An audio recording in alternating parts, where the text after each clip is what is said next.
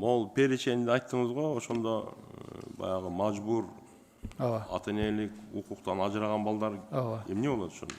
Булар Буларга- кайсы переченге кирет? Буларга жана Дети, лишенных родителей родительских прав через суд. не прав, а дети, лишенные родителей. Ну, бирөөсү өлүп калып. Жо. Ну, я ведь понял, да? Ага. Круглый сирота, полусирота. Да. А есть дети, родителей, лишенных родительских прав, которые берет под опеку государство через суд. Алар каралган бул жерге. Ушу согласительный комиссияда отазыз. Каралбай калыптыр, келинсен да ушуну кошуп Бул коелу. сөз караш керек. Себеп дегенде биз мамлекет бардык мына жетимдерди билебиз, кимдин ата энеси жок экенин билебиз, бирок ата энесинин укугун мыйдамдуу түрдө соттор ажыратып койгон балдар бар. Судом лишенный деп жазып кошуп коеюн азыр. Хорошо. Лишенные судом родительских прав. Ал мынадыр бизде Мирзакиде интернатта 180 бала бар ошондой.